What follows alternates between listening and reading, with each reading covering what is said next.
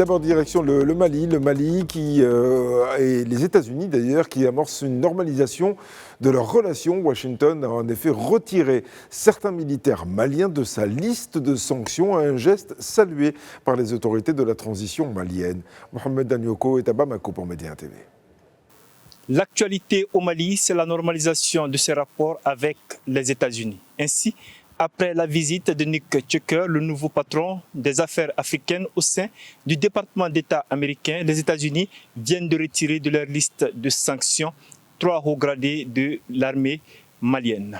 Parmi ces personnes, il y a l'actuel ministre de la Défense, le général de corps d'armée Sadio Kamara. Ces hauts gradés de l'armée malienne avaient été inscrits sur cette liste de sanctions au mois de juillet 2023. La notification de cette levée de sanctions intervenue le 27 février dernier a eu lieu le mardi 2 mars dernier ici à Bamako. Ça a été fait par l'ambassadeur des États-Unis au Mali, Rachna Koronen, qui a rencontré le Premier ministre, le général de division Abdoulaye Maïga, pour lui notifier cette levée de sanctions. Le Premier ministre, au nom du président de la transition, a salué cette démarche des États-Unis visant à la normalisation continue des rapports entre le Mali et les États-Unis. Il s'est aussi félicité de la nouvelle dynamique dans les rapports entre les deux pays visant à faire en sorte que le partenariat qui s'établit soit gagnant-gagnant. Cette audience a eu lieu en présence du ministre des Affaires étrangères du Mali, son Excellence Abdoulaye Diop. Mohamed Danyoko pour Média TV au Mali. Au Niger, c'est une découverte archéologique qui fait la une. Des chercheurs nigériens et américains ont en effet mis au jour le squelette d'un dinosaure. Jean-Djibril William est à Niamey pour Média TV. Ici au Niger, les ossements d'une nouvelle espèce de dinosaure ont été retrouvés dans le désert voisin de la localité de Tesker, au centre du pays. Baptisés Spinosaurus mirabilis, les géants qui vivaient il y a 95 millions d'années ont été découverts depuis 2022 par une équipe composée de paléontologues nigériens et américains. Une espèce jusque-là inconnue qui serait, selon le magazine American Science, le plus grand dinosaure jamais identifié dans le Sahara nigérien. D'après une esquisse numérique faite par l'université de Chicago, le Spinosaurus mirabilis aurait ainsi eu une taille estimée à 12 mètres de long pour un poids pouvant aller jusqu'à 7 tonnes. Un géant à la fois terrestre et amphibie qui, selon les paléontologues, aurait eu un museau allongé comme celui d'un crocodile, lui permettant de traquer ses proies jusque dans les eaux marécageuses du Sahara d'il y a plusieurs millions d'années.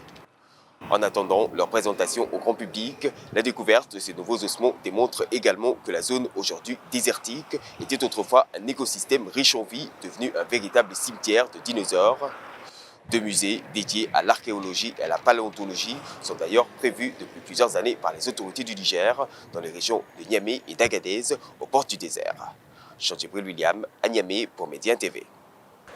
Et puis au Sénégal, le ministère de l'Éducation annonce la suppression du concours d'entrée en classe de 6e, une réforme d'envergure qui vient transformer en profondeur les conditions de passage du cycle primaire au collège. Régis Moukila est à Dakar pour Média TV.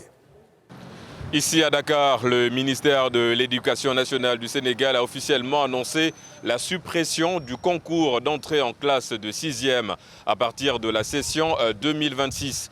Cette mesure marque un tournant majeur dans le système éducatif sénégalais. Désormais, l'accès au collège ne sera plus conditionné par un examen sélectif en fin de cycle primaire. L'objectif affiché par les autorités est de rendre la transition entre le CM2 et la classe de 6e plus fluide, plus inclusive et conforme aux principes de scolarité obligatoire. Les autorités éducatives prévoient également un dispositif d'accompagnement pédagogique afin de mieux préparer les élèves à cette nouvelle organisation. Les inspecteurs d'académie, de leur côté, sont également appelés à anticiper l'accueil des futurs collégiens dans une meilleure condition.